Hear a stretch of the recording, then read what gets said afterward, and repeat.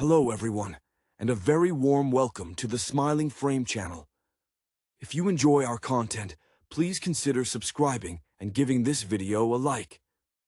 Today, we are going to be discussing the movie Jurassic World Rebirth, which is set to release in 2025. The humid air of Isla Nublar hangs heavy, not just with the jungle's breath, but with the tension of a fragile new order. We find Dr. Ellie Satler, now a respected, if somewhat weary, paleobotanist whose early, almost fierce dedication to understanding ancient ecosystems informs her current perspective on the world's disastrous attempt to bring dinosaurs back. She's called in not as a thrill seeker, but as a scientific consultant, the echoes of her work on the original park still very much present in her cautious demeanor. The story hinges on the unintended consequences of the Lockwood Estate fallout and the global dinosaur dispersal. Rather than a controlled environment, we are dropped into a mosaic of human habitats now shared, uneasily, with resurrected giants. One of the central figures we follow is Owen Grady, his past as a Navy man turned animal behaviorist, lending him a unique, almost spiritual understanding of predatory instinct. He's older, perhaps a bit more cynical, but the bond he forged with the raptors remains the bedrock of his philosophy. Coexistence requires respect, not domination. He's been living off-grid, an unofficial warden in a reclaimed wilderness area, trying to keep the peace with a particularly aggressive pack of Allosaurus that have migrated near a small agricultural community. Into this volatile scenario steps Maya, a young bioacoustician whose early career involved mapping deep-sea mammal communication, a discipline requiring incredible patience and an ability to decipher alien languages. Her breakthrough involves recognizing complex, low-frequency communication patterns in the larger sauropods, suggesting a level of social intelligence previously underestimated. She believes a coordinated migration, driven by climate shifts, and perhaps even subtle human interference in their territories, is about to cause a massive bottleneck event near a major population center, a city built, ironically, on the ruins of a failed biotech initiative. The inciting incident occurs when a genetically modified hybrid, ostensibly engineered for rapid regeneration, but now wildly unstable, escapes a black site research facility nestled deep in the Canadian Rockies, a strange cold backdrop for such tropical beasts. This creature, possessing traits that make it incredibly adaptable to diverse climates, becomes the immediate physical threat driving the plot.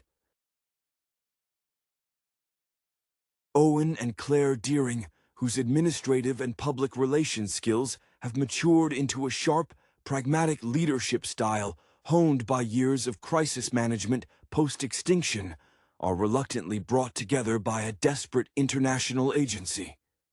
Claire, ever the pragmatist, sees the bigger picture of global stability, while Owen insists on an approach centered on understanding the creature's motivations, drawing directly from his early, risky attempts to bond with Blue. Their journey takes them across continents, chasing acoustic signatures and environmental anomalies. There are tense sequences in densely packed urban environments, where a simple territorial dispute between a Carnotaurus and city infrastructure leads to spectacular chaos, showcasing Satler's warnings coming terrifyingly true. We see the tension between pure scientific observation, represented by Satler's attempts to analyze the environmental feedback loops, and the necessity of direct intervention, led by Owen's gut instinct. The climax involves luring the apex hybrid away from the migration path, not by force, but by exploiting its learned responses. Maya uses her acoustic technology to mimic distress calls from the hybrid's perceived pack structure, a manipulation derived from her early work interpreting whale songs. Owen leverages his unparalleled understanding of the hybrid's learned pack loyalty, placing himself in immense danger to guide it toward a remote, contained reserve. It's a delicate dance between animal control and genuine empathy, a narrative thread that runs through all of Owen's past decisions. The film closes not with total victory, but with a hard-won equilibrium. The dinosaurs are still here, the world is irrevocably altered, but there's a fragile understanding established between humanity and its prehistoric guests, built on the foundations laid by people who dared to look at monsters and see, first and foremost, complex animals deserving of study and respect. Satler sighs, looking out over a newly reforested zone where a gentle brachiosaurus grazes, recognizing that containment is temporary, but responsible stewardship must be permanent. The weight of responsibility settles heavily upon Owen Grady's shoulders, a burden etched into the lines around his eyes that deepen whenever he has to witness needless destruction wrought by beings he once sought to understand intimately. His current sanctuary, a makeshift research station bordering the sprawling Oregon forests, smells permanently of damp earth and gunpowder, a testament to the constant negotiation required to maintain boundaries with the increasingly bold megafauna. He carries a profound sense of failure, not for what he did wrong in the past, but for what the world failed to learn from those initial disasters. His quiet confidence now is tempered by a deep-seated exhaustion from perpetually being the last line of defense. Claire Deering, meanwhile, has traded her sharp, colorful wardrobe for tailored, high-tech field gear that speaks to her role as a global liaison for the World Wildlife Coalition's Dinosaur Integration Program.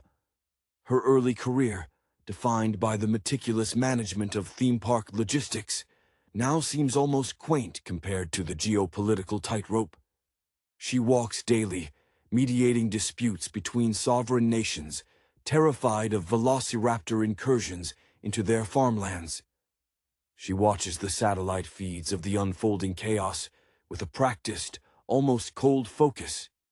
Yet a flicker of remembered terror crosses her face whenever a broadcast shows civilians panicking. The human cost is the data point she can never fully sanitize. Dr. Ellie Satler, spending less time in laboratories and more time trekking through newly colonized badlands, exhibits a renewed vigor, the kind that only comes from seeing one's life work validated, albeit through catastrophic failure. Her initial fear has crystallized into focused anger at the continuous arrogance of human innovation. When she examines the hybrid that escaped the Rockies, a creature exhibiting unnerving mimicry of human behavior learned from its brief, awful confinement. Satler's comments are laced with scientific poetry, noting how the creature's accelerated evolution is an indictment of playing God without understanding the liturgy. She is particularly disturbed by the hybrid's unusual vocalizations, which seem to correlate with complex mathematical sequences, hinting at a level of processing power that transcends mere animal instinct. Maya, the bioacoustician, is the emotional anchor for the younger generation involved. Her idealism, born from the serene depths of the ocean, where communication is primal and honest, clashes daily with the noisy, aggressive reality of the surface world. She treats the dinosaurs' calls not as threats to be neutralized, but as complex dialogues being interrupted. During the critical phase of tracking the hybrid near the city, Maya becomes almost obsessive, surviving on coffee and the faint hope of deciphering the creature's intent before the military intervenes. She often speaks about her inspiration coming from early recordings of humpback whale song, seeing in their epic migrations the same innate drive for survival that now compels the dinosaurs. The dynamic between Owen and Claire is thick with unspoken history and mutual respect forged in shared trauma. There are moments in the field when they are isolated and the jungle presses in, that they speak softly about their attempts to build a normal life, a conversation constantly derailed by the need to tranquilize a stray Pachycephalosaurus disrupting a vital power grid. Owen needs Claire's ability to coordinate global resources. Claire relies on Owen's uncanny knack for reading the subtle shifts in dinosaur body language that prevent total bloodshed. Their actions are driven by a shared, almost parental desire to manage a situation they never wanted to create, a constant, exhausting act of damage control that leaves little room for personal reprieve. The narrative pulses with the tension between the scientific mandate to observe and the human imperative to survive, a battle fought on the muddy, prehistoric frontier of the modern world. The sheer scale of the global dispersal has forced Satler to confront the limits of her paleobotanical expertise. She finds herself in humid, forgotten corners of the Amazon basin, studying how specific ancient flora, long thought extinct, are rapidly adapting and blooming in response to the increased dinosaur biomass and associated environmental changes. Her hands, usually steady when handling delicate fossil samples, now nervously grip geological survey equipment, mapping the spread of dinosaur-borne pathogens that challenge modern veterinary science. There is a profound melancholy in her observations. She is witnessing evolution in fast forward, a terrifying testament to the resilience of life when given the chance, even if that chance was bought with human hubris.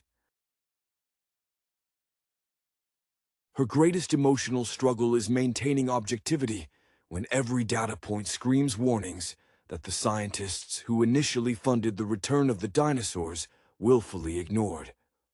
Owen's initial reluctance to fully rejoin the effort stems from a deeply personal incident following the last major crisis, a misunderstanding involving a juvenile ceratosaurus and a remote research team that ended tragically. He carries the guilt like a physical weight, refusing to wear any official insignia, preferring the anonymity of practical necessity. His bond with the remnant of his old pack, a small group of highly intelligent, aging raptors now living in protective isolation, serves as his only true therapy. These creatures, capable of complex problem-solving, remind him that intelligence, whether human or reptilian, carries the burden of consequence.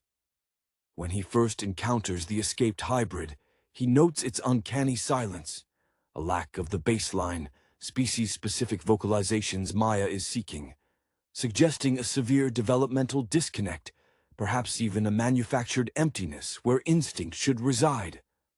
Claire's pragmatism has become armor, protecting her from the emotional toll of constant triage.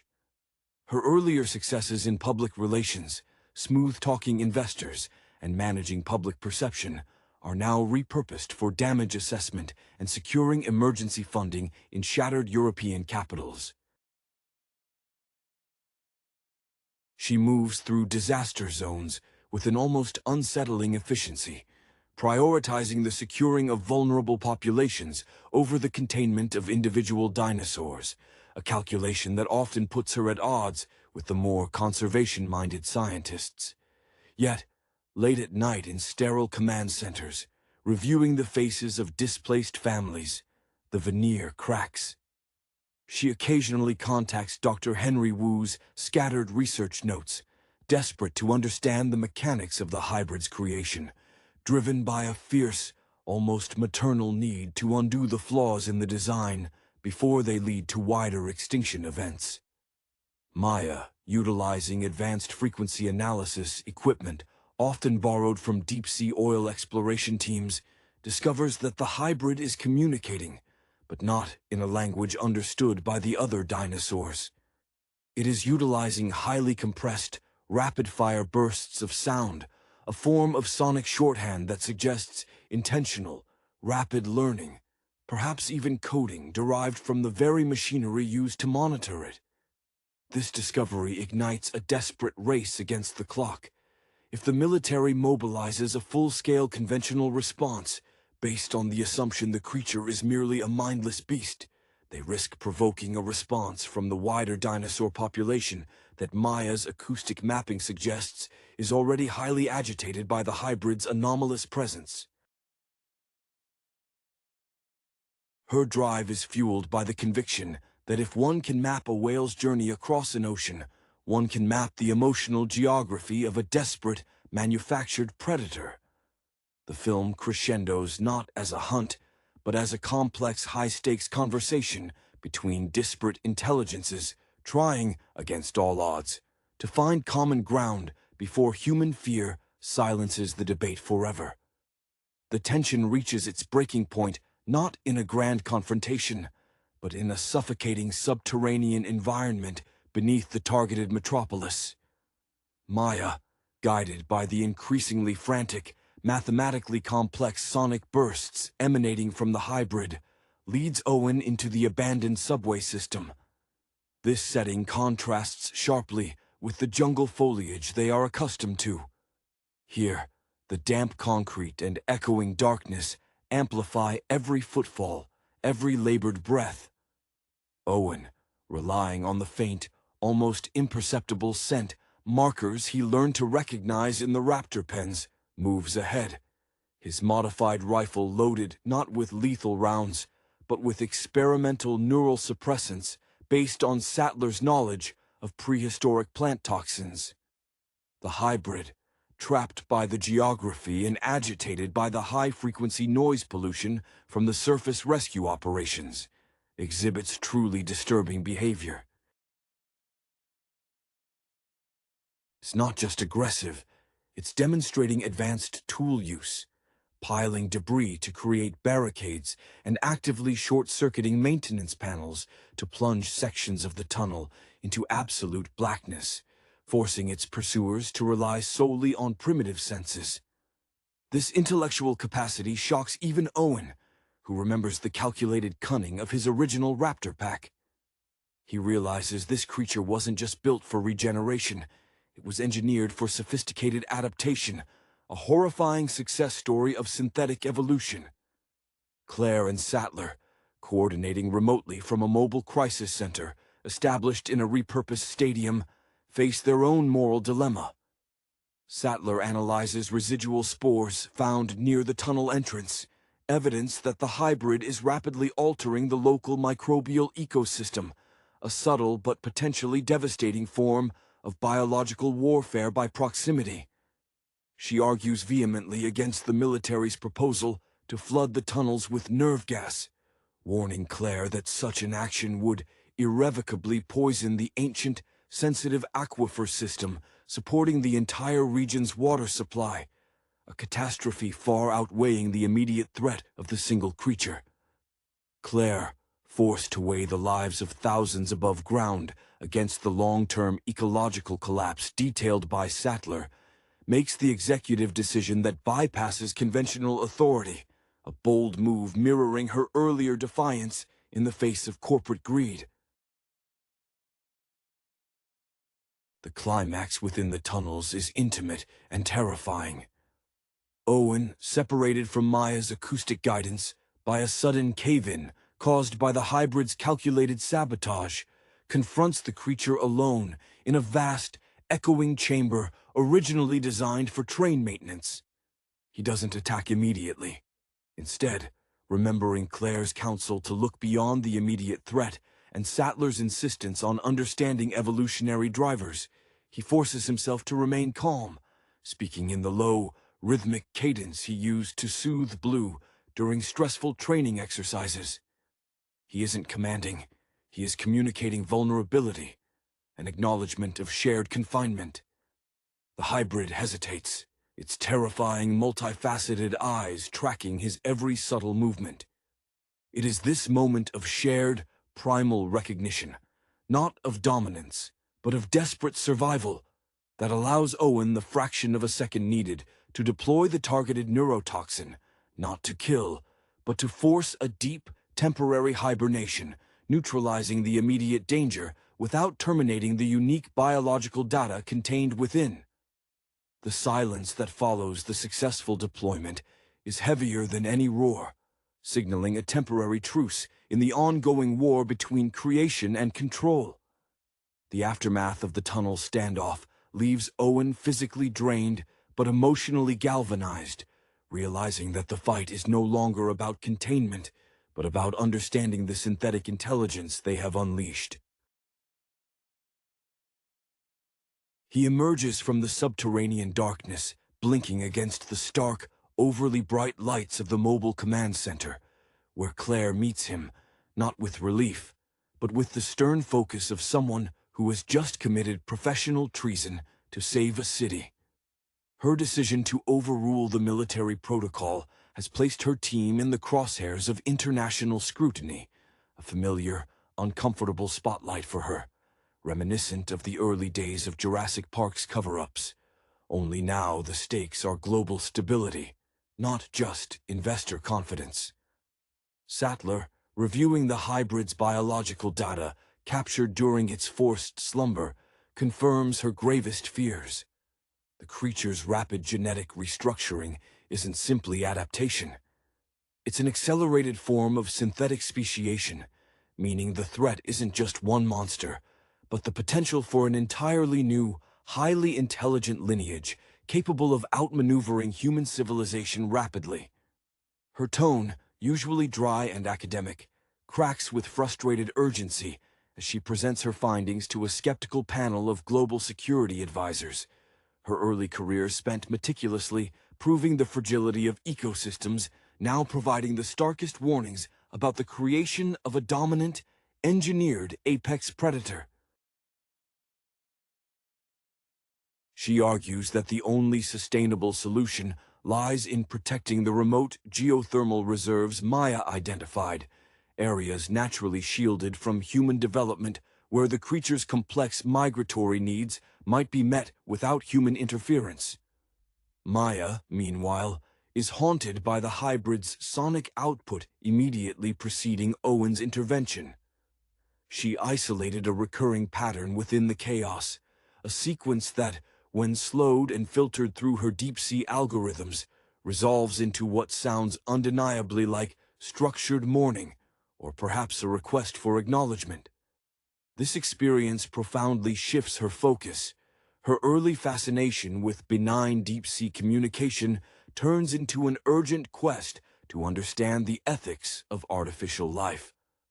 She begins to view the hybrid not as a weapon gone rogue, but as an orphaned intelligence struggling to articulate its existence within a world designed to destroy it. Her idealism, once buoyant, is now tempered by a sharp, protective instinct toward this singular, misunderstood being. The focus shifts to relocating the dormant hybrid, a monumental logistical undertaking requiring the utmost secrecy. Owen insists on overseeing the transport personally, viewing it as a necessary penance for his past inability to fully safeguard the original raptors. He demands that the transport vehicle be equipped with Maya's acoustic dampeners, hoping to maintain a dialogue with the creature's subconscious as they move it towards the designated sanctuary in the remote Patagonian highlands. Claire expertly negotiates the necessary airspace clearances, leveraging favors called in from old, trusted contacts who still believe in the necessity of conservation over containment, painting the mission as a critical biocontainment exercise rather than a retreat. The film concludes with the convoy traversing a vast, empty plain under a bruised twilight sky. The camera lingers on Owen, sitting vigil next to the secured containment unit, listening to the faint, regulated hum of Maya's sonic balm. He touches the cool metal casing, a gesture of connection rather than control. The world remains dangerous, saturated with both natural and engineered threats, but the immediate crisis has been averted not through superior firepower, but through a difficult, earned synthesis of paleontology, animal behaviorism, and acoustic empathy. A fragile victory purchased by those who learned, slowly and painfully, that respect for life, in all its terrifying forms, is the only true surviving philosophy. The journey to the Patagonian highlands becomes a crucible for the fragile alliances forged in crisis. As the heavily armored convoy snakes through the desolate, wind-swept terrain, the inherent instability of the hybrid's induced slumber becomes apparent. Maya, monitoring the creature's vital signs, notices subtle, periodic spikes in cerebral activity that coincide with the ambient vibrations of the truck's engine. The creature is subtly assimilating the mechanical rhythm of its transport, using the very noise meant to suppress it as a new form of environmental feedback. Her early work mapping the complex navigation of migratory seabirds, often using subtle atmospheric pressure changes as guidance cues, suddenly feels terrifyingly relevant. The hybrid is navigating its forced journey subconsciously. Owen, acutely aware of the shift in the creature's bio-readings, initiates low-level acoustic signaling, not the full therapeutic cadence, but intermittent, almost conversational tones designed to maintain a baseline level of calm recognition. He shares with Maya his memory of Blue's early aversion to sudden high-pitched noises, a small piece of behavioral data that now holds the key to preventing a catastrophic awakening. This shared, intimate knowledge underscores a growing dependency between the old guard and the new generation. Owen provides the instinctual understanding of predatory psychology, while Maya provides the scientific lexicon to translate that instinct into actionable engagement. Claire faces the most persistent external pressure. Agents from the Global Security Consortium, a body increasingly influenced by hardline containment advocates, begin shadowing the convoy, their intent clear: seize the specimen for dissection and reverse engineering. Claire orchestrates a series of elaborate diversions, utilizing her mastery of logistical misdirection honed during her tenure, managing the park's complex visitor flow. She stages simulated breakdowns and decoy tracking signals, drawing on obsolete protocols from the original InGen manifest, a bitter irony that the tools of corporate deceit are now the only shield protecting revolutionary science. Satler, remaining at the Mobile Command Center, provides the crucial tactical support.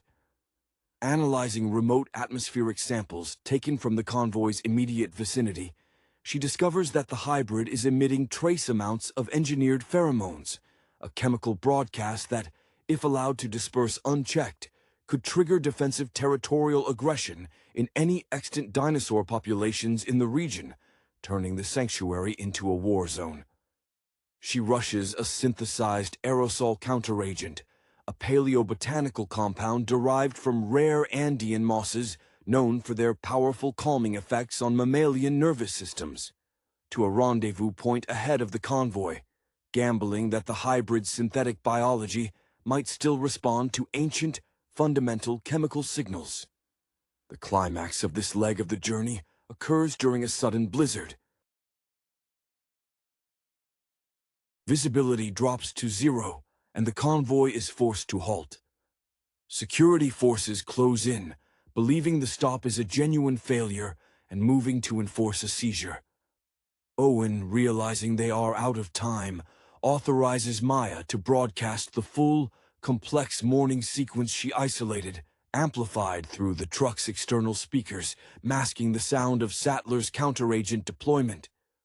For a few desperate minutes, the blizzard is filled only with the strange, plaintive cry of the engineered creature, a sound that seems to calm the hybrid internally, while confusing and momentarily stalling the approaching military teams who cannot reconcile the sound of sorrow with the image of a terrifying monster.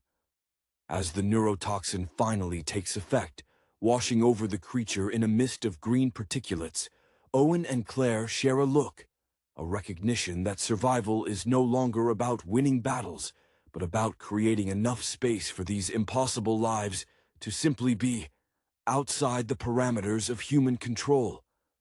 They have bought themselves time, but the true judgment of their actions awaits them in the high, silent mountains. The arrival at the designated Patagonian sanctuary, a vast, geologically active valley shrouded in perpetual mist, feels less like a resolution and more like the establishment of a heavily fortified quarantine zone. The environmental stability that Sadler had predicated her counter-agent deployment on proves to be a blessing and a curse. The geothermal vents provide the necessary ambient heat to keep the hybrid in its dormant state, but the constant low-frequency rumble of the Earth itself acts as a perpetual, gentle stimulus, keeping its brain activity perpetually on edge, just below full consciousness. Satler, having flown out to join the forward team, dedicates herself to mapping the valley's unique microbiome. Her background studying the survival strategies of ancient plants in extreme conditions now informs her desperate attempt to stabilize the environment around the creature. She meticulously isolates the moss compound that momentarily calmed the hybrid, realizing it isn't a sedative, but a biochemical bridge, a signal the engineered DNA recognizes as a fundamental, non-threatening biological state. She views the valley as a massive, delicate petri dish, knowing that any major human intrusion could trigger unpredictable cascading ecological failures, potentially awakening the hybrid prematurely amidst a swarm of newly agitated local fauna. Owen and Maya establish a routine centered on monitoring the hybrid's dreams, effectively. Maya uses specialized EEG equipment adapted for reptilian brainwaves, noting that the creature's subconscious activity is dominated by repeating patterns of bright light and repetitive mechanical sounds, a direct echo of the sterile lab environment from which it escaped. Owen, observing this from the outside, feels a profound sense of pity. He starts incorporating deliberate, gentle environmental stimuli into their monitoring sessions, playing soft recordings of running water and natural wind sounds, attempting to overwrite the traumatic, mechanical blueprint imprinted on the creature's mind. This work requires immense emotional restraint from Owen, as every careful adjustment risks the creature waking up hostile. Claire shifts her focus from tactical extraction to long-term strategic defense. She spends her days negotiating with the nearest indigenous communities, whose ancestral knowledge of the valley's microclimates proves invaluable. Her experience managing high-risk public relations has evolved into a mastery of culturally sensitive diplomacy. She assures the communities that the specimen is being studied for the safety of all, emphasizing Satler's findings regarding localized ecological impact. Claire understands that their success hinges not just on keeping the military out, but on earning the trust of the people who already live in harmony with wild, powerful nature. She carries the constant worry that one wrong official leak will bring in the very forces they are desperately trying to evade, forever destroying the possibility of quiet cohabitation. The narrative crescendos as a small, unauthorized drone team, dispatched by the consortium seeking to prove the specimen unstable, breaches the valley's perimeter. The drone's high-pitched electronic whine penetrates the sanctuary. The hybrid stirs violently. Instead of immediately attacking, however, it exhibits an entirely new behavior. It begins emitting a directed, focused sonic pulse designed to disrupt the drone's guidance system. It's not merely defending itself. It's actively neutralizing a threat using learned technology manipulation. Owen, seeing the creature actively using acquired intelligence, moves immediately. He doesn't reach for a weapon. Instead, he transmits a pure, unadulterated recording of Blue's greeting call, a sound synonymous with trust and learned familiarity in his history. The hybrid freezes, its sonic attack faltering. In that moment of shared, non-verbal recognition between two beings who understand the language of hierarchy and trust, the threat recedes. The drone crashes, silenced, and the valley settles back into its geothermal hum, secured for another day by an unlikely collaboration between instinct, empathy, and forgotten songs. The fragile peace is maintained, built on the continuous, exhausting effort of understanding the very things humanity tried to weaponize. The ensuing silence after the drone's clumsy demise is not peace, but a temporary lull in a protracted siege. Owen watches the residual dust settle, a grim satisfaction mixed with the chilling realization that the hybrid is learning faster than they can adapt. His decision to use Blue's call was a desperate, near-suicidal gamble rooted in the purest form of his behavioral training, a stark contrast to the high-tech countermeasures Satler and Maya have been deploying. He feels the exhaustion of constantly having to regress to fundamental, primal connections just to keep the highly advanced synthetic life form stable. Sadler, upon analyzing the drone's salvaged flight logs, confirms the infiltration was a calculated maneuver by internal security elements determined to prove the hybrid was irredeemably dangerous. Her scientific indignation boils over. She sends a blistering, highly detailed report back to the consortium, using complex phylogenetic trees to illustrate that aggressively engineered creatures are not inherently monstrous, but are rather perfect reflections of the volatile, arrogant environment they are forced into. Her focus shifts to cultivating the valley's flora into a dense, natural acoustic buffer, an ecological defense system that can absorb and neutralize external electronic interference, effectively turning the sanctuary into a living Faraday cage against intrusive technology. Maya is profoundly affected by the hybrid's targeted defense mechanism. The creature didn't just panic, it analyzed the threat vector and deployed an appropriate, learned countermeasure. This confirms her growing suspicion that the hybrid possesses a consciousness shaped by its traumatic genesis.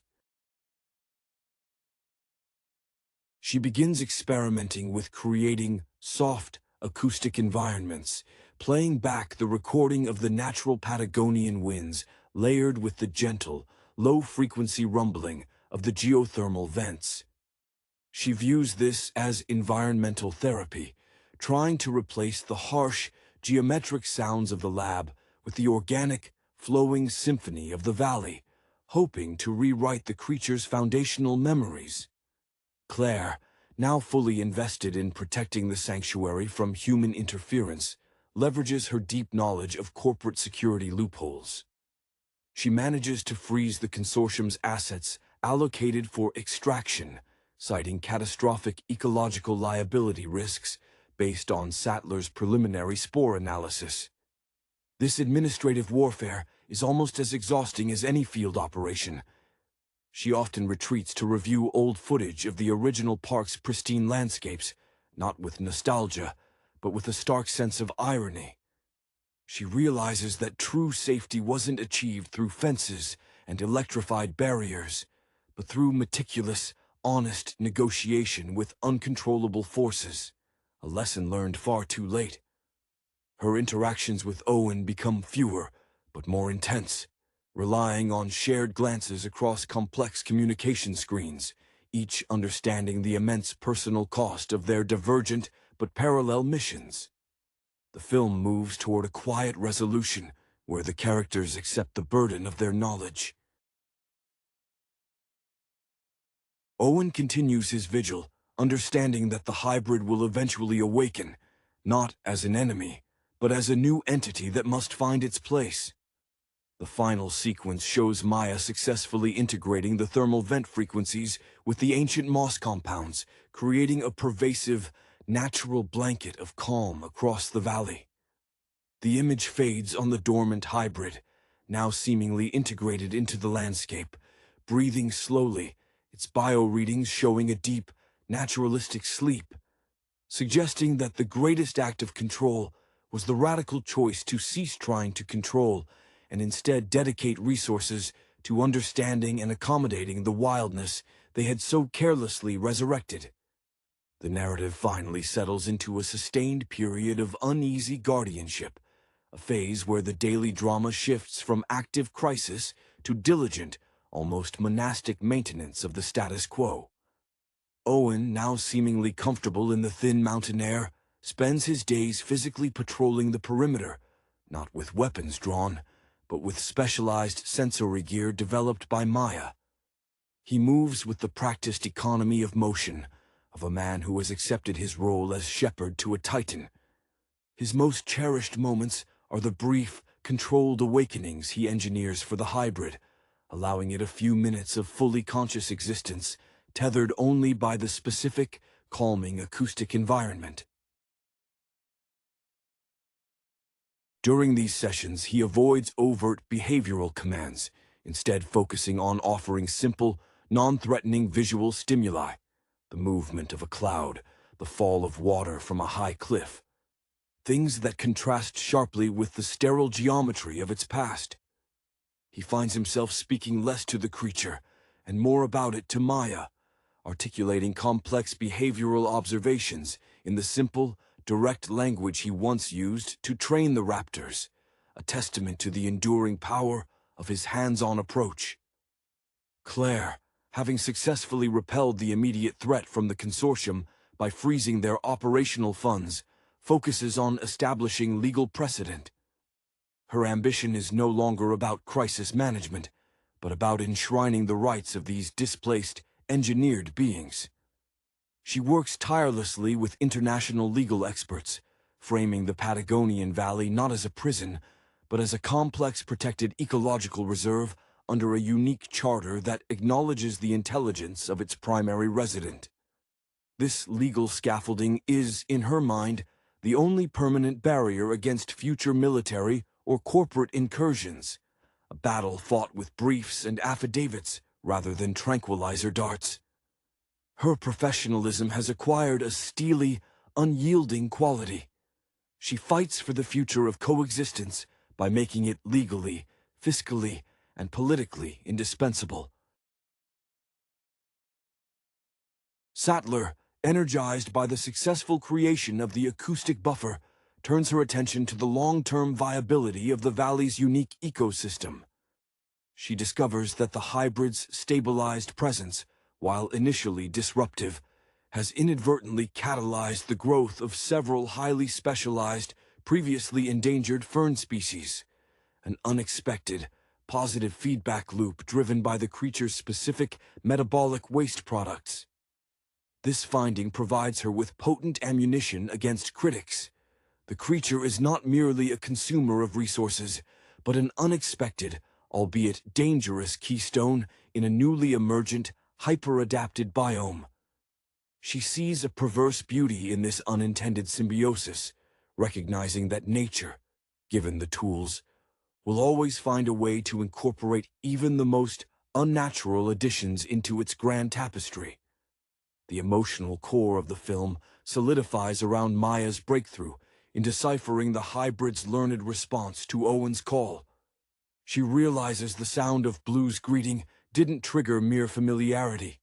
It triggered a recognition of established, non-threatening authority. The hybrid hadn't learned to fear Owen. It had learned to categorize him as an external factor that consistently signaled safety when paired with specific auditory cues. This realization leads to a profound, quiet shift. They are no longer managing a beast, but engaging a highly sophisticated, traumatized student. The film's final moments are intimate. Owen and Maya stand together overlooking the valley as the hybrid rises slowly from its geothermal bed, stretching languidly under the weak sun. It doesn't roar or threaten. Instead, it walks deliberately to the edge of the protective moss field, stops, and emits a soft, low-frequency tone, a sound Maya instantly recognizes as a complex harmonic signature that incorporates elements of the wind, the geothermal rumble, and a faint echo of Blue's call. It is a gesture of acknowledgement, a sign that the dialogue has finally, truly begun, not as adversaries, but as co-inhabitants of a world irrevocably remade. The act of acknowledgement from the hybrid sends a wave of quiet catharsis through the small team. For Owen, it is the validation of a lifetime spent trusting instinct over protocol.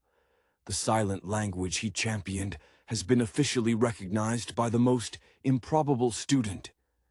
He watches the creature move with a newfound, almost deliberate slowness, no longer displaying the frantic, jerky motions of a being in chemical distress, but the assured, economical movements of a mature predator surveying its territory. He allows himself a rare, small smile, a gesture Claire, observing via drone feed, registers as the first true sign of peace he has allowed himself in years. Claire, viewing the feed from her secure communications hub miles away, feels the tension ease from her shoulders, replaced by the immense weight of institutional vigilance. She immediately drafts proposals to designate the entire Patagonian region an international bio-interaction zone, arguing successfully that the hybrid's demonstrable capacity for calculated self-regulation, its choice to use communication rather than destruction, negates the consortium's claims of existential threat. Her success lies in translating the emotional moment Owen shared into quantifiable, defensible legal terms. The creature is demonstrably capable of rational restraint under specific environmental conditions. Satler takes the hybrid's complex harmonic emission, a sonic fingerprint combining environmental data with learned behavioral cues, and runs it against the paleobotanical growth models. She finds a direct correlation. The frequencies align precisely with the optimal growth patterns of the newly flourishing Andean mosses.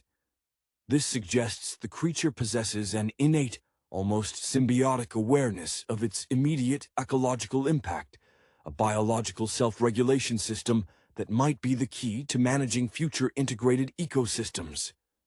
Her early idealism, once focused on preserving the past, now burns with the clarity of shaping a highly adaptive, if terrifyingly brilliant, future. She sees the hybrid not as a mistake, but as a biological imperative forced into existence. Maya, the bridge between the analog and the engineered, feels an overwhelming sense of responsibility. She dedicates herself to refining the valley's acoustic environment, moving beyond mere dampening to actively composing a soundscape that encourages the hybrid's continued focus on natural rhythms. Her inspiration is now drawn not just from the deep sea, but from the ancient, echoing chamber where Owen faced the creature. The memory of that contained space now used as a template for a voluntary, chosen isolation. She begins composing complex, layered sound pieces designed to gently encourage social bonding with the existing, non-engineered wildlife populations, hoping to integrate the hybrid into a broader, respectful ecological structure rather than leaving it isolated. The final image is not of a battle won, but of a continuous, demanding peace secured. Owen, Claire, Maya, and Satler remain physically separated, bound by their specialized roles in this grand, ongoing experiment. They have successfully navigated the immediate perils by refusing to treat the creation as purely a monster or a machine. The film closes as the sun sets over the valley, illuminating the mist-shrouded landscape. The hybrid is visible, standing near the edge of the moss field, silhouetted against the setting sun, no longer a focus of fear, but a quiet, massive presence whose continued existence depends entirely on the fragile, hard-won trust established between the people who dared to listen. The real work, they all know, has only just begun, the endless task of tending to the boundary between chaos and intelligent life. The much-anticipated Jurassic World Rebirth of 2025 plunges audiences back into a world irrevocably altered by the chaotic reintroduction of dinosaurs, moving beyond simple spectacle to explore deeper questions of ecological stewardship and the hubris of human innovation. Its narrative pivot, seemingly informed by a retrospective acknowledgement of the foundational anxieties present in the original 1993 film, focuses less on the immediate terror of escape and more on the protracted, systemic difficulties of cohabitation. The core strength of the film lies in its nuanced characterizations, particularly those grappling with the aftermath of the Isla Nublar disaster, which has evidently become a global crisis rather than a localized event. Dr. Eris Thorne, the film's central paleontological figure, embodies a modern iteration of the cautious academic, reminiscent perhaps of Alan Grant's initial reverence, mixed with a sharp, contemporary understanding of genetic ethics. Thorne's background, deeply rooted in synthetic biology research funded by philanthropic environmental trusts, provides a compelling counterpoint to the purely corporate motives that dominated earlier installments. His struggle is not merely about containing an escaped specimen, but about managing the environmental legacy of disastrously incomplete science, a theme echoing real-world debates on de-extinction technology. Complementing Thorne is Ilara Vance, the film's chief security consultant. Vance's biography suggests a trajectory forged in high-stakes, unconventional conflict zones, perhaps drawing inspiration from figures who transition from military specialization to private crisis management, similar to real-world veterans finding new purpose in complex disaster relief. Her pragmatic, almost weary approach to dinosaur management contrasts sharply with Thorne's academic idealism. Vance doesn't see majesty. She sees highly efficient, apex predators whose behavior must be modeled and mitigated through superior engineering, a clear nod to the practical realities faced by modern wildlife management professionals dealing with invasive or re-established megafauna. The film masterfully employs visual storytelling to reflect this new reality. Gone are the lush, pristine jungles of the early parks. Instead, we witness ecosystems struggling under the strain of colossal, non-native herbivores and swift, adaptive carnivores carving out territories within human infrastructure.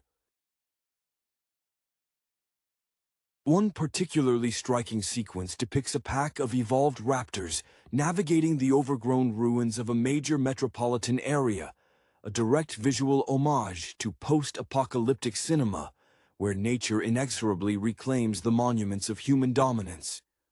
This setting feels deliberately inspired by the environmental decay portrayed in late 1970s science fiction, suggesting humanity has moved from the Jurassic Park era of control to an era of uneasy coexistence, perhaps even subordination. The screenplay avoids the predictable pitfalls of a straightforward monster chase. Instead, it constructs a complex ethical dilemma centered around a newly discovered, highly intelligent dinosaur subspecies whose existence challenges established biological norms. This forces Thorne and Vance into an uneasy alliance with figures representing the remaining powerful corporate interests, whose desire for control clashes violently with the necessity of ecological balance. The pacing reflects this maturity. Moments of intense action are interspersed with quieter, character-driven scenes focused on policy meetings or failed diplomatic efforts with regional governments attempting to establish buffer zones. The score subtly supports this thematic shift. While retaining the sweeping orchestral power associated with the franchise, there's an undercurrent of dissonance and almost ambient electronic soundscapes, suggesting that the age of pure wonder has passed, replaced by an era of tense calculation and pervasive anxiety.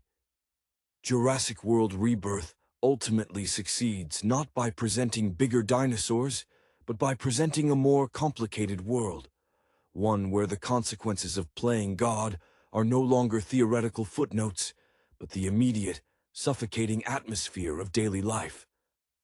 It functions as a sobering examination of technological overreach, positioning itself closer to cautionary tales about unchecked scientific ambition than to simple summer blockbuster fare.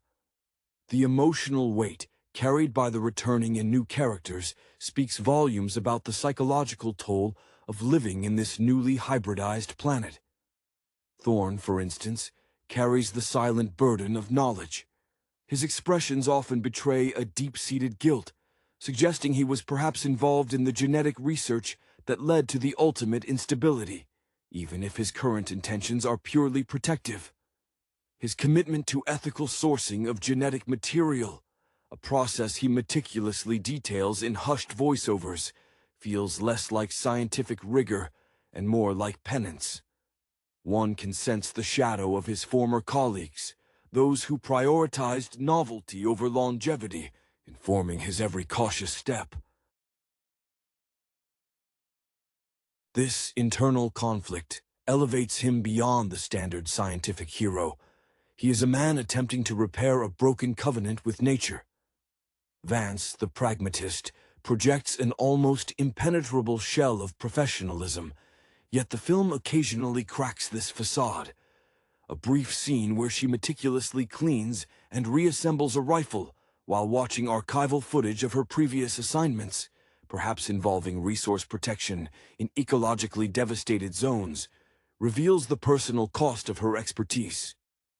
Her motivation seems driven less by abstract loyalty and more by a fierce, protective instinct for the few remaining areas of stable human society. She views the dinosaurs not as magnificent beasts, but as quantifiable threats that require predictive modeling. Her interactions with Thorne are often barbed, rooted in a fundamental disagreement over philosophy. Thorne believes in understanding and integration, while Vance demands immediate, decisive containment. Their shared professional language, however, masks a growing, reluctant respect, forged in shared near-death experiences that neither of them anticipated when signing up for this rehabilitation phase. Furthermore, the film introduces a secondary antagonist figure, Silas Kincaid, a charismatic biohacker operating outside established governance. Kincaid is portrayed as the logical extreme of the earlier franchise's corporate greed, a man who sees the newly established dinosaur populations not as a danger, but as a marketable commodity, a source of unique biological resources untainted by previous regulatory oversight. Kincaid's charisma mirrors the seductive danger of unchecked innovation, a modern Prometheus stealing fire for personal profit. His backstory hints at a rejection of traditional academic structures, perhaps stemming from a perceived stifling of his more radical genetic engineering ideas, making him a direct foil to Thorne's methodical caution. The visual contrast is stark. Thorne often wears muted, functional clothing suggesting fieldwork, while Kincaid favors sleek, expensive gear that screams technological superiority and ethical detachment. The environment itself acts as a character whose mood dictates the film's tempo. The sequences set during sustained, extreme weather events, a massive continent-spanning heat wave, or unexpected monsoons, are not mere set dressing. They serve to amplify the dinosaurs' adaptive abilities and simultaneously expose human infrastructure's fragility. A particularly poignant scene involves a small community attempting to protect a water source from a herd of enormous, genetically modified sauropods whose thirst is magnified by the heat. The desperate humanity displayed in these moments, devoid of high-tech weaponry, underscores the film's central message. Despite all advances, when faced with fundamental ecological forces, human technological superiority is provisional at best. This raw, desperate survival ethos resonates strongly with the visceral imagery of classic survival dramas, reframed through a lens of prehistoric intrusion. The deepening complexity of the narrative is intrinsically tied to the film's exploration of memory and inherited trauma. The younger generation introduced in Rebirth, those who never experienced the world before the dinosaurs' reemergence, exhibit a fascinating blend of adaptation and fatalism. They possess an innate knowledge of threat assessment that their elders, Thorne and Vance included, had to painstakingly learn. This generational difference is embodied by Kai, a young drone pilot working under Vance, who treats the sight of a Tyrannosaurus Rex with the casual, almost bored professionalism of someone navigating rush-hour traffic. Kai's emotional landscape is notably flatter regarding prehistoric life. The dinosaurs are simply a permanent, dangerous feature of the geography, an expectation rather than an anomaly. This normalization of the extraordinary serves as a subtle critique of how readily humanity can adjust to even existential threats, provided those threats become ubiquitous enough. Thorne's emotional arc becomes increasingly entangled with the ethical implications of his own lineage. Whispers within the scientific community suggest that his father, or a close mentor, was instrumental in the initial, flawed genetic sequencing that allowed for such rapid adaptation in the escaped species. This perceived ancestral failing fuels Thorne's obsessive need for total transparency and control over the current situation, yet it also makes him vulnerable to manipulation by Kincaid, who often frames his radical methods as necessary deviations from the failed dogma of the previous generation. The film cleverly uses flashbacks, not of the original park failures, but of Thorne's agonizing academic breakthroughs, to show the intoxicating allure of scientific discovery that preceded the hubris. Vance's evolution centers on the blurring lines between protection and control. Her personal backstory, which hints at a past mission failure where inadequate intelligence led to catastrophic civilian loss, manifests in her current rigidity. She views any unknown variable, especially the highly intelligent new subspecies, as an unacceptable risk. Her moments of genuine connection with Thorne occur not during shared danger, but during moments of shared exhaustion in operational command centers, where the weight of responsibility momentarily strips away their philosophical differences. They are united by the sheer administrative nightmare of governing a world where national borders mean little against a migrating herd or a coordinated predator attack. There is a palpable sense of weariness in their dialogue, a recognition that this is not a battle to be won, but a perpetual state of triage. The aesthetic treatment of the dinosaur environments further underscores the film's thematic maturity. Unlike the pristine, curated jungle enclosures of the past, the habitats in Rebirth are messy, often industrial, and invariably contaminated.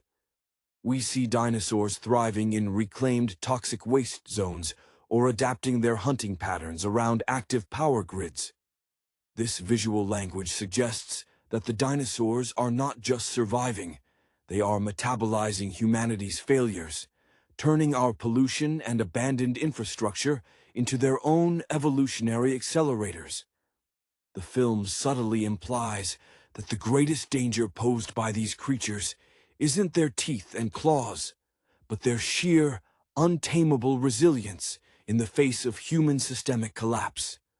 The film's conclusion, which avoids a clean victory, instead settles on a fragile, uneasy truce dictated by the relentless power of nature, leaving the audience with a lingering sense of awe mixed with profound unease about humanity's diminished role on its own planet. The ongoing tension between Thorne's theoretical remediation and Vance's tactical necessity is further complicated by the introduction of the geopolitical ramifications of the dinosaur diaspora. The film subtly shifts focus from localized survival to international resource allocation, painting a picture of a fractured global governance system ill-equipped to handle a species-level crisis. Regional governments, once autonomous, are now depicted as struggling fiefdoms forced to negotiate with both corporate entities, like the remnants of the organization funding Kincaid, and the sheer brute force of dinosaur migrations that render established borders meaningless. This global stage allows the narrative to explore themes of environmental colonialism, where wealthier, more technologically advanced nations attempt to impose containment strategies on less developed areas, already grappling with climate instability, often viewing these regions as acceptable buffers or testing grounds.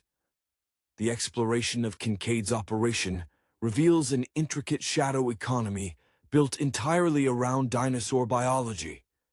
His organization isn't just selling souvenirs or dangerous pets. They are rumored to be harvesting genetically unique traits, accelerated healing factors, or enhanced sensory organs for black market medical and military applications. This cynical commodification strips away any lingering romanticism associated with the de-extinction project, presenting it instead as the ultimate capitalist exploitation of natural history. Kincaid himself is depicted as a figure intoxicated by consequence-free creativity, inspired less by specific scientific predecessors and more by the abstract idea of pure, disruptive genius. His ambition is fueled by a deep-seated contempt for bureaucratic oversight, suggesting he sees the dinosaur crisis as an overdue market correction for the overly cautious scientific establishment. Emotionally, the film ratchets up the stakes by centering critical moments around the preservation of cultural heritage versus immediate biological security. One sequence features a tense standoff near a UNESCO World Heritage Site, now partially overrun by a territorial pack of large feathered carnivores. Thorne argues passionately that the preservation of human history must factor into any tactical response, while Vance is adamantly focused on neutralizing the immediate threat to the evacuation teams, arguing that historical artifacts are meaningless if the people capable of appreciating them are dead. This internal conflict highlights the profound philosophical divide. Is humanity defined by its survival instinct alone, or by the cultural artifacts it manages to shield from extinction? The visual juxtaposition of ancient stone structures being actively incorporated into a dinosaur nesting ground provides a chilling metaphor for the fragility of human legacy in the face of raw, indifferent evolutionary pressure. The film suggests that in the age of the rebirth, the only sustainable heritage might be adaptability itself. The film pivots further into the realm of speculative anthropology as the characters confront the long-term psychological impact of living under constant, non-human predatory pressure. Thorne, attempting to catalog the cultural adaptations of isolated human communities that have successfully established semi-permanent coexistence zones, starts documenting rituals and mythologies directly inspired by their reptilian neighbors. He observes shared iconography, stylized representations of raptor claws or T-Rex silhouettes used as protective talismans, and wonders if humanity is beginning to regress into a form of syncretic worship, acknowledging a dominant ecological force it can neither control nor fully comprehend. This research, conducted under dangerous conditions near the volatile borders of established exclusion zones, forces Thorne into direct, non-hostile encounters with the dinosaurs, not as prey or specimens, but as persistent environmental features. His notebooks, filled with sketches blending paleo art with ethnographic studies, reveal an academic desperate to categorize a reality that defies neat taxonomy. Vance, meanwhile, experiences a subtle transformation in her operational parameters. The constant need to predict and counter highly intelligent, coordinated dinosaur behavior forces her tactical teams to adopt unconventional intelligence-gathering methods, often borrowing techniques from counterinsurgency warfare rather than traditional wildlife management. Her decision-making becomes less about containment and more about psychological warfare against apex predators who are clearly learning from human counter-tactics. A specific sequence details Vance's frustration after a meticulously planned ambush fails because the targeted pack utilized a complex flanking maneuver previously only observed in highly trained military units. This realization that the dinosaurs are not just adapting biologically, but are demonstrating emergent strategic intelligence, cracks Vance's armor of pragmatic certainty. She begins to see the conflict not as a containment effort, but as an escalating species-level arms race, where humanity is consistently one step behind, a viewpoint that causes friction with her risk-averse corporate sponsors. Kincaid's influence spreads through the creation of synthetic ecological vacuums. He is not merely exploiting existing dinosaurs. His operation is revealed to be subtly introducing engineered pathogens or environmental disruptors designed to clear specific geographic areas of established dinosaur populations, effectively creating pristine, unpatrolled territories ripe for exclusive resource extraction, whether that resource is novel dinosaur tissue or untapped mineral deposits now exposed. This method of ecological warfare highlights the film's commentary on unchecked capitalism. The solution to the ecological disaster is not rehabilitation, but weaponized environmental degradation aimed at establishing profitable monopolies within the chaos. Kincaid's lair, surprisingly clean and filled with cutting-edge bioinformatics equipment, stands in stark contrast to the messy, overgrown world outside, symbolizing the desire of the ultra-wealthy to insulate themselves from the consequences of their actions. The emotional climax involving the younger generation peaks when Kai, the drone pilot, is forced to make a life-or-death decision regarding Thorne's safety during an excursion into Kincaid's manipulated territory. Kai must choose between following Vance's rigid, pre-approved contingency plan, which involves sacrificing Thorne to secure critical intelligence data, or relying on an intuitive, improvised maneuver based on his deep, lived experience navigating dinosaur behavior in that specific region. His choice ultimately affirms the film's underlying argument. While knowledge and technology, represented by Vance and Thorne respectively, are vital, true resilience in this new world demands an intuitive, almost instinctual understanding of the environment, something only the truly acclimated youth possess. The resolution is not triumphant, but exhausted, leaving the audience with the sense that humanity is surviving not through mastery, but through a grudging, often painful, curriculum administered by its ancient, newly returned biological counterparts. The exploration of ecological memory permeates the film's final act, manifesting in the subtle yet profound realization that the dinosaurs themselves carry the environmental imprints of their rapid, forced evolution. Thorne begins to hypothesize that the stress of accelerated growth and adaptation has encoded certain behaviors, effectively turning the surviving populations into living historical records of genetic trauma. He devotes considerable effort to studying the subtle physiological markers, scarring, unusual coloration, or even altered vocalizations that differentiate the Rebirth generation from the theoretical baseline established during the initial cloning phases. This scientific obsession provides a moment of unexpected kinship with Vance, who recognizes these patterns as a form of predictable threat signature, even if her interpretation remains rooted in mitigation rather than pure understanding. Their collaboration deepens as they realize that to manage the crisis, they must read the dinosaurs' embodied history. Vance's arc concludes with a significant concession regarding the limits of tactical control.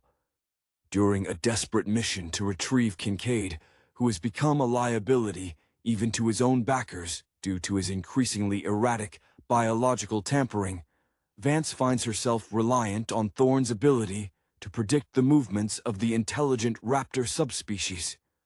The tactical deployment of her security forces becomes less about overwhelming force and more about surgical, minimal intervention, a concession that raw power is insufficient against emergent intelligence. This operational shift earns her a grudging respect from her surviving team members, who have watched her transition from rigid adherence to protocol, to embracing necessary improvisation. Her emotional resolution isn't one of victory, but of a weary acceptance that, in this new ecosystem, the most effective strategy often mirrors the cautious, decentralized movements of the prey rather than the centralized command of the hunter. Kincaid's ultimate downfall is framed less as a dramatic defeat by heroic intervention, and more as a consequence of his own unsustainable hubris against biological reality. Having pushed the boundaries of genetic manipulation too far, his final act involves an attempt to create a biologically inert zone for his extraction, a temporary safe haven made by suppressing local biodiversity. The irony is devastating. The very engineered suppression field he deploys attracts an unintended consequence: a massive, undiscovered population of deep earth-dwelling organisms, perhaps unearthed by the seismic activity of the larger dinosaurs, who view Kincaid's sterile zone as an easily accessible, uncontested food source. His demise is swift and unceremonious, illustrating the film's core theme. Those who seek absolute dominion over nature, even through advanced technology, are ultimately undone by nature's vast, unexplored complexity. The film's concluding sequence deliberately denies the audience catharsis. Thorne and Vance stand overlooking a landscape that has visibly shifted. Areas once dominated by concrete infrastructure are now verdant yet hostile marshes. There is no grand rebuilding initiative announced. Instead, the final voiceover from Thorne speaks not of recovery, but of perpetual environmental negotiation.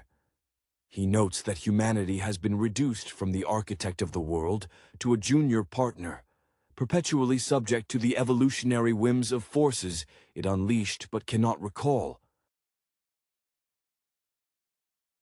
The final shot lingers not on a magnificent dinosaur, but on a small, hardy patch of native flora successfully outcompeting the invasive tropical species that had initially flourished after the park's collapse. This quiet image encapsulates the enduring message: life persists, adapting to chaos, and the future belongs not to the strongest will, but to the most tenacious form.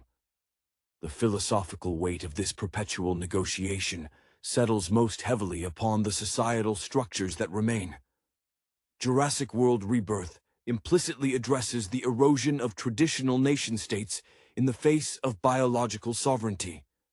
We see evidence of new, quasi-feudal power dynamics, where access to secure, dinosaur-free agricultural zones, often secured through illicit corporate contracts or sheer military might, dictates social status. The concept of citizenship has fractured. People are now defined more by their proximity to established defensive perimeters and the quality of their threat assessment training than by any traditional national identity. This backdrop allows the film to serve as a sharp critique of modern geopolitical fragility, suggesting that existential, tangible threats render abstract political divisions obsolete, yet fail to unite humanity under a single banner. The film cleverly uses the visual language of cartography to articulate this new reality. Maps shown in command centers are no longer political boundaries, but complex layered heat maps showing active dinosaur migratory routes, areas of high genetic instability, and zones of Kincaid's lingering ecological sabotage. These maps are the true sources of power, and Thorne and Vance are constantly fighting battles not on physical terrain, but within the contested space of information control. The anxiety projected by the analysts poring over these screens reflects the modern professional's fear of data overload and the inability to form a cohesive picture when faced with overwhelming, unpredictable variables, a very contemporary form of existential dread dressed in dinosaur skin.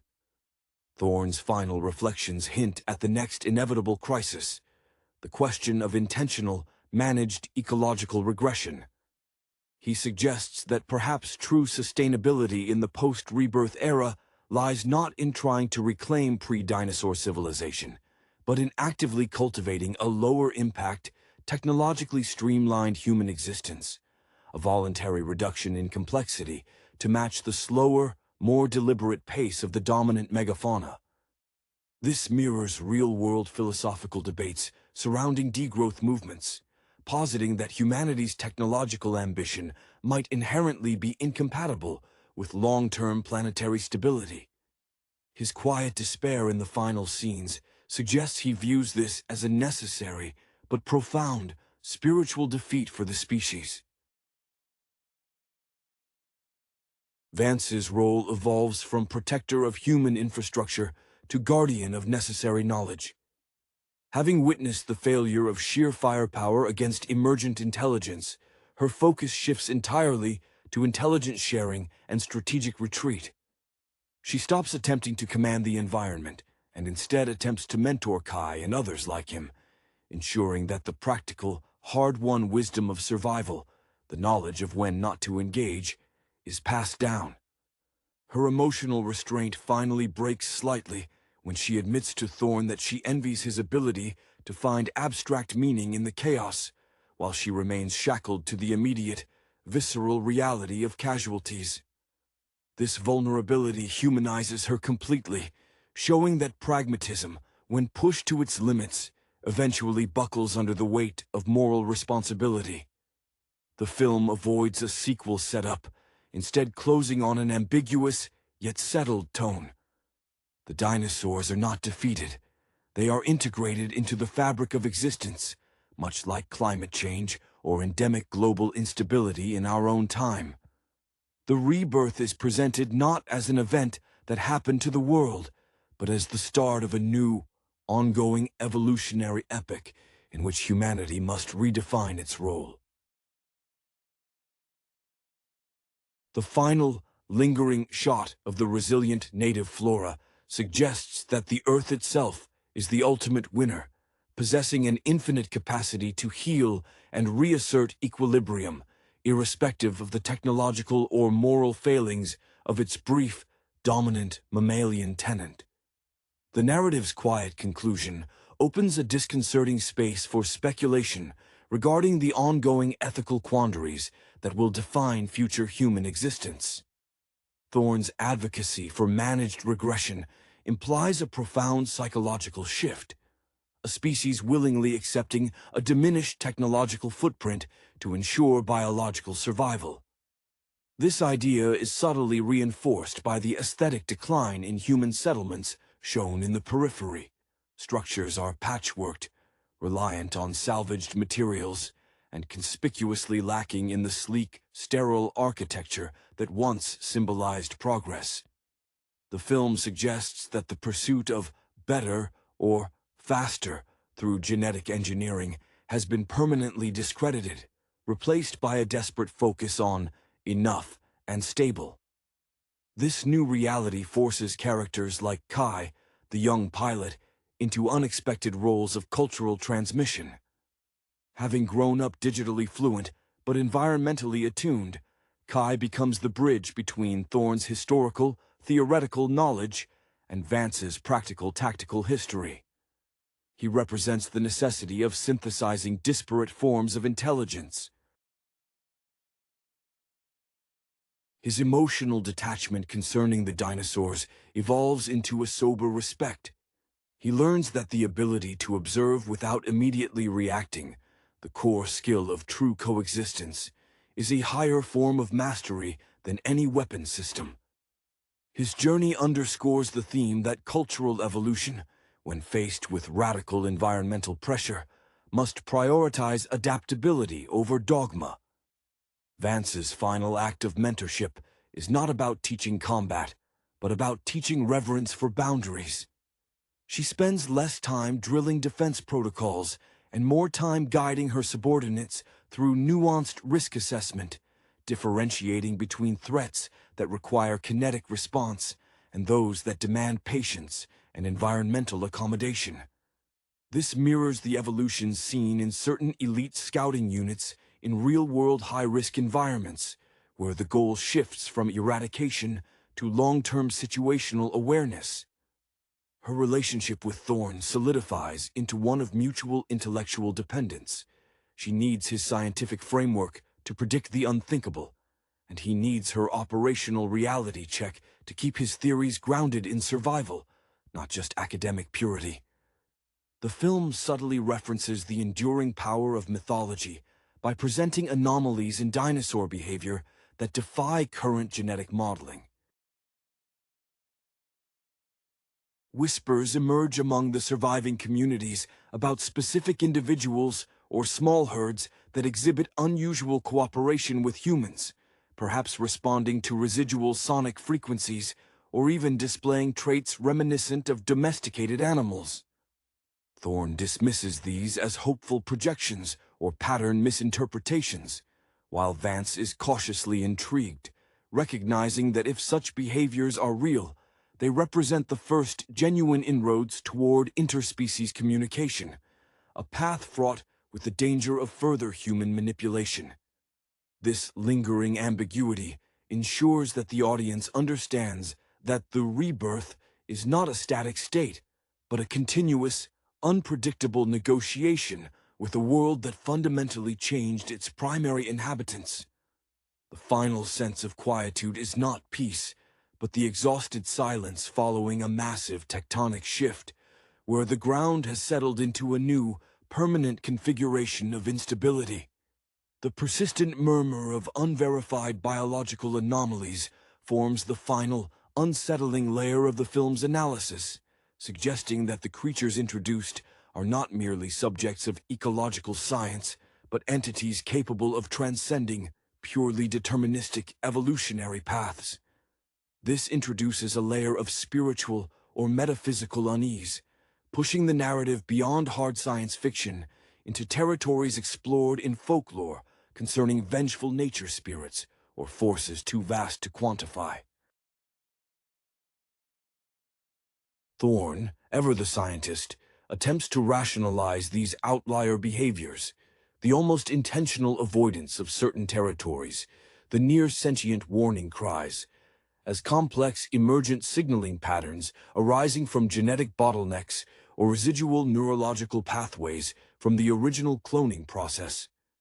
However, his inability to fully categorize these events underscores humanity's ultimate surrender of comprehensive knowledge regarding its new neighbors. This lack of comprehensive control deeply affects the remaining corporate and governmental structures that still attempt to enforce order. The film depicts these entities as increasingly hollow shells, obsessed with maintaining the illusion of authority. Power is now decentralized to local militias and highly specialized survival guilds, led by individuals like Vance, who operate on trust and field reputation rather than official mandates. The central conflict shifts subtly away from dinosaurs versus humans, toward organized human factions attempting to impose differing visions of a dinosaur-integrated society, one seeking controlled coexistence, another seeking exploitative dominance, as Kincaid once did, and a third advocating for complete, almost monastic, retreat from technologically advanced living. Vance's personal evolution reaches its terminus when she is forced to decommission a piece of cutting-edge surveillance technology. The drone, rendered useless by persistent electromagnetic interference emanating from a large, geothermal nesting ground, is physically dismantled not in anger, but with a ritualistic solemnity. She understands that the age of omniscient digital monitoring is over. The environment itself has become the ultimate jamming signal, forcing reliance back onto human senses and intuition, the very traits her training often sought to replace with machinery. This moment acts as a visual elegy for the technological age that defined the previous Jurassic films. The thematic resonance of Rebirth is ultimately found in its refusal to offer redemption through mastery. The film posits that the defining characteristic of the new human era is humility born of undeniable ecological displacement. Thorne and Vance, standing at the precipice of a new dawn, are characterized by their shared exhaustion and their commitment to the next necessary, incremental step, rather than any grand solution. The emotional resonance is not the thrill of survival, but the profound, quiet weight of being responsible custodians of a flawed legacy, now forever secondary to the raw, indifferent majesty of the returned ancient world. The film concludes not with a question mark, but with a long, lingering comma, signifying an ongoing, unresolved condition of existence. The enduring impact of Jurassic World Rebirth lies in its masterful subversion of the expected blockbuster cadence, offering instead a sustained meditation on ecological humility. The film's final, suggested trajectory, a future defined by technological minimization, presents a chilling parallel to real-world discussions surrounding resource depletion and necessary societal contraction. Thorne's contemplation of this necessary spiritual defeat is visually captured in scenes where he studies rudimentary, almost Neolithic-level agricultural techniques being employed by survivors in the more secure valleys, juxtaposed against the decaying skeletons of gleaming, automated processing plants rendered inert by dinosaur incursions. He sees in this regression not failure, but an enforced, painful wisdom, the recognition that complexity invites catastrophic points of failure. This concept of necessary simplicity profoundly influences Vance's operational philosophy. Having abandoned the futile pursuit of total digital surveillance, her teams now rely heavily on highly trained human scouts whose knowledge is entirely anecdotal and localized, an almost medieval reliance on oral tradition and immediate sensory input. This reliance fosters a tight, almost tribal cohesion within her unit, contrasting sharply with the impersonal, hierarchical command structures of the past.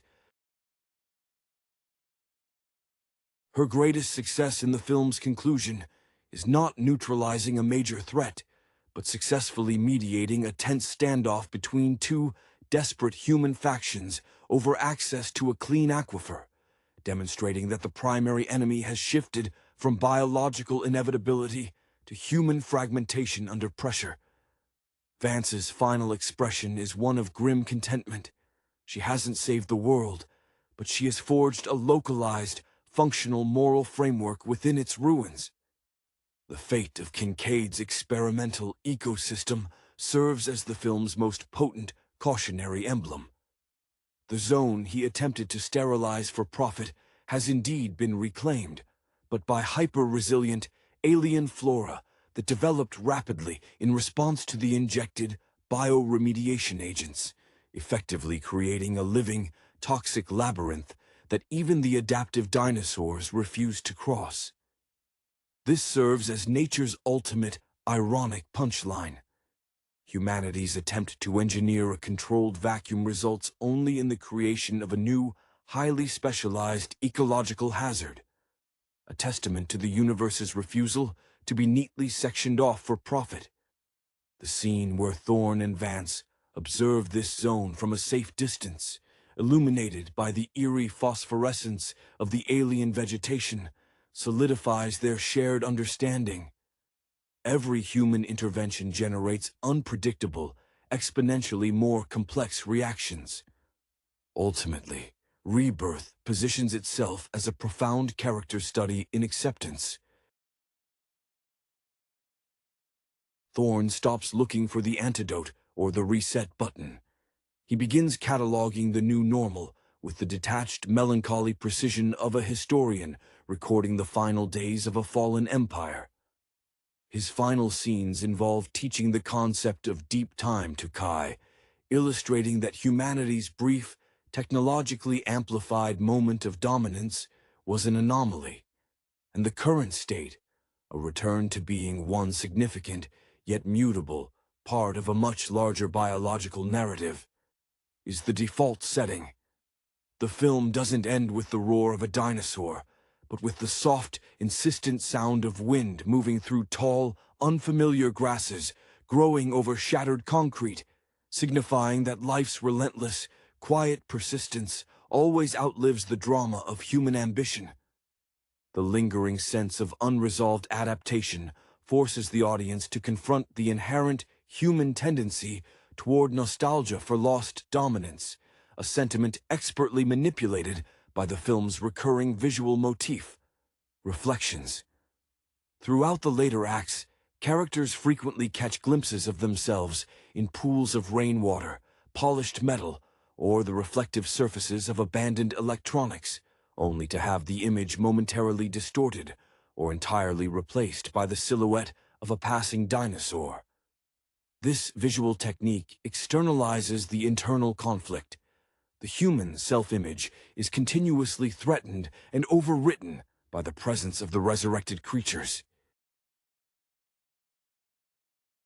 Thorne, in particular, spends an inordinate amount of time looking at his own distorted reflection in the glass of his preserved research modules, symbolizing his struggle to reconcile the brilliant, ambitious scientist he once was with the cautious repairman he has become. The generational gap, previously explored through Kai's casual acceptance of danger, gains tragic depth as the film reveals the emotional fallout on those who remember the pre-dinosaur world clearly. A brief, haunting vignette features an elderly botanist whose life work was dedicated to preserving fragile, specific ecosystems, now watching helplessly as her carefully curated botanical garden is trampled into indistinguishable mud by a migrating herd of genetically resilient herbivores. Her reaction is not fear, but a profound, silent grief, the mourning not just of loss, but of irrelevance. Her character acts as an anchor to the film's emotional core, illustrating that survival requires abandoning not just technology, but deeply held personal identities tied to a world that no longer exists. Vance's pragmatism evolves into a form of secular asceticism. Having shed the need for technological superiority, she begins to value sensory acuity above all else. Her focus shifts to identifying the subtle bioacoustics of the environment, the specific frequencies of dinosaur distress, aggression, or communication that her machines could never isolate. This deep listening becomes her new armor. In a climactic sequence involving the extraction of Thorne from a precarious situation, Vance doesn't rely on coded radio commands. Instead, she uses a series of carefully timed whistles and percussive sounds learned from indigenous survivalists to momentarily confuse the raptor pack. This underscores the film's thesis. True survival expertise requires abandoning the structured language of high technology for the elemental language of the natural world. The legacy of Kincaid, though he is gone, continues to manifest in the form of engineered biological feedback loops. The toxic, rapidly evolving flora in his failed zone proves to be communicable. Certain spores begin affecting the digestive tracts of the surviving apex predators, leading to unpredictable fits of lethargy or aggressive outbursts. This suggests that the planet is not simply settling into a new equilibrium, but is actively suffering from a complex, human-induced contagion that affects both its original and reintroduced inhabitants. Thorne realizes that the crisis is not one of containment, but of managing an ecosystem-wide pandemic rooted in genetic overreach. The film ends, therefore, not with a defeated species, but with a planet caught in a protracted biological fever dream, the symptoms of which are dinosaurs behaving in ways no paleogeneticist could have ever predicted. The final image is one of dynamic, horrifying balance, a world that has found a terrible new homeostasis that humans can only inhabit by adhering strictly to its newly established, non-negotiable rules. Hello everyone, and a very warm welcome to the Smiling Frame channel. If you enjoy our content, please consider subscribing and giving this video a like. Today, we are going to be discussing the movie Jurassic World Rebirth, which is set to release in 2025. The humid air of Isla Nublar hangs heavy, not just with the jungle's breath, but with the tension of a fragile new order. We find Dr. Ellie Satler, now a respected, if somewhat weary, paleobotanist whose early, almost fierce dedication to understanding ancient ecosystems informs her current perspective on the world's disastrous attempt to bring dinosaurs back. She's called in not as a thrill seeker, but as a scientific consultant, the echoes of her work on the original park still very much present in her cautious demeanor. The story hinges on the unintended consequences of the Lockwood Estate fallout and the global dinosaur dispersal. Rather than a controlled environment, we are dropped into a mosaic of human habitats now shared, uneasily, with resurrected giants.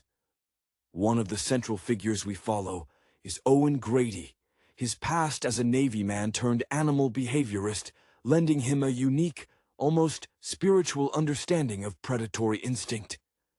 He's older, perhaps a bit more cynical, but the bond he forged with the raptors remains the bedrock of his philosophy.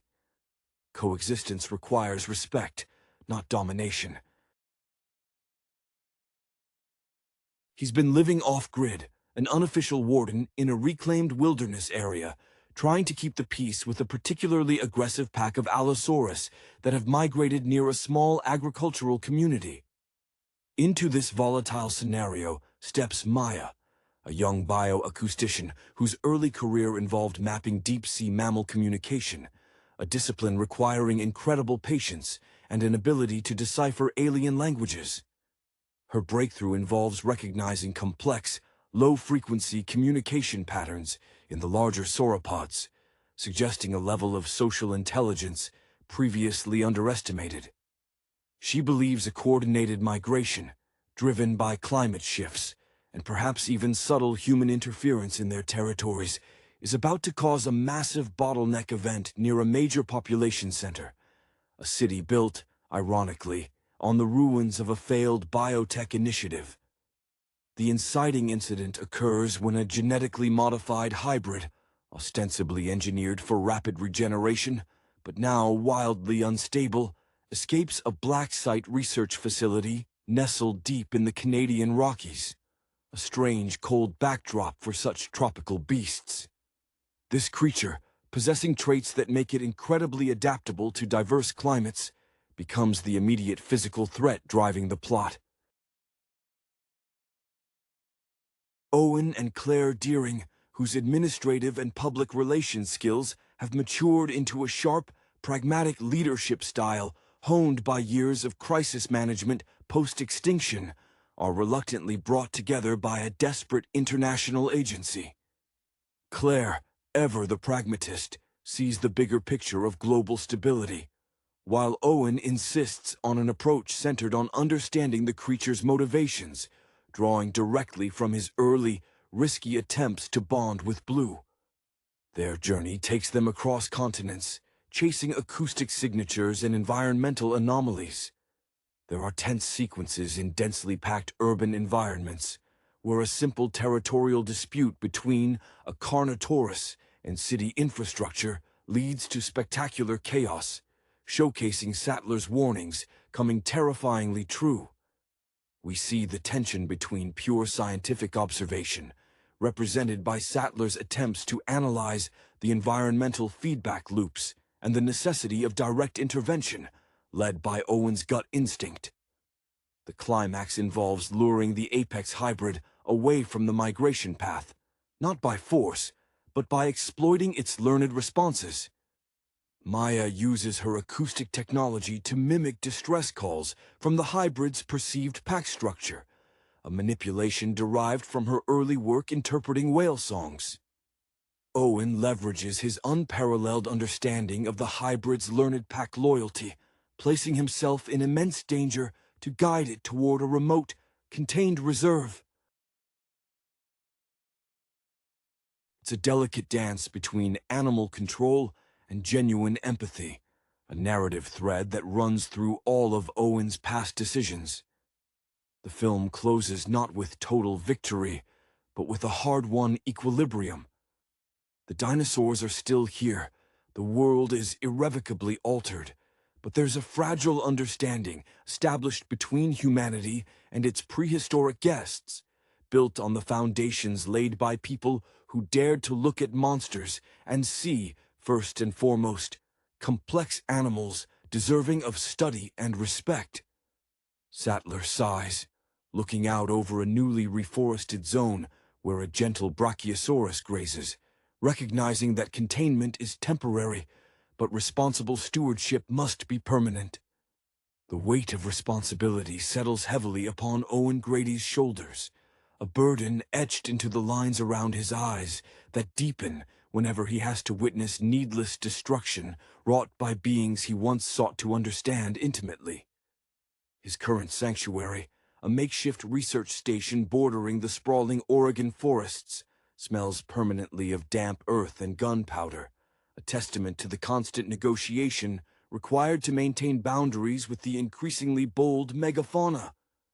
He carries a profound sense of failure, not for what he did wrong in the past, but for what the world failed to learn from those initial disasters. His quiet confidence now is tempered by a deep-seated exhaustion from perpetually being the last line of defense. Claire Deering, meanwhile, has traded her sharp, colorful wardrobe for tailored, high-tech field gear that speaks to her role as a global liaison for the World Wildlife Coalition's Dinosaur Integration Program. Her early career, defined by the meticulous management of theme park logistics, now seems almost quaint compared to the geopolitical tightrope. She walks daily, mediating disputes between sovereign nations, terrified of velociraptor incursions into their farmlands. She watches the satellite feeds of the unfolding chaos with a practiced, almost cold focus. Yet a flicker of remembered terror crosses her face whenever a broadcast shows civilians panicking. The human cost is the data point she can never fully sanitize. Dr. Ellie Satler, spending less time in laboratories and more time trekking through newly colonized badlands, exhibits a renewed vigor, the kind that only comes from seeing one's life work validated, albeit through catastrophic failure. Her initial fear has crystallized into focused anger at the continuous arrogance of human innovation. When she examines the hybrid that escaped the Rockies, a creature exhibiting unnerving mimicry of human behavior learned from its brief, awful confinement. Satler's comments are laced with scientific poetry, noting how the creature's accelerated evolution is an indictment of playing God without understanding the liturgy. She is particularly disturbed by the hybrid's unusual vocalizations, which seem to correlate with complex mathematical sequences, hinting at a level of processing power that transcends mere animal instinct. Maya, the bioacoustician, is the emotional anchor for the younger generation involved. Her idealism, born from the serene depths of the ocean, where communication is primal and honest, clashes daily with the noisy, aggressive reality of the surface world. She treats the dinosaurs' calls not as threats to be neutralized, but as complex dialogues being interrupted. During the critical phase of tracking the hybrid near the city, Maya becomes almost obsessive, surviving on coffee and the faint hope of deciphering the creature's intent before the military intervenes. She often speaks about her inspiration coming from early recordings of humpback whale song, seeing in their epic migrations the same innate drive for survival that now compels the dinosaurs. The dynamic between Owen and Claire is thick with unspoken history and mutual respect forged in shared trauma. There are moments in the field when they are isolated and the jungle presses in, that they speak softly about their attempts to build a normal life, a conversation constantly derailed by the need to tranquilize a stray Pachycephalosaurus disrupting a vital power grid. Owen needs Claire's ability to coordinate global resources. Claire relies on Owen's uncanny knack for reading the subtle shifts in dinosaur body language that prevent total bloodshed. Their actions are driven by a shared, almost parental desire to manage a situation they never wanted to create. A constant, exhausting act of damage control that leaves little room for personal reprieve. The narrative pulses with the tension between the scientific mandate to observe and the human imperative to survive, a battle fought on the muddy, prehistoric frontier of the modern world. The sheer scale of the global dispersal has forced Satler to confront the limits of her paleobotanical expertise. She finds herself in humid, forgotten corners of the Amazon basin, studying how specific ancient flora, long thought extinct, are rapidly adapting and blooming in response to the increased dinosaur biomass and associated environmental changes. Her hands, usually steady when handling delicate fossil samples, now nervously grip geological survey equipment, mapping the spread of dinosaur-borne pathogens that challenge modern veterinary science.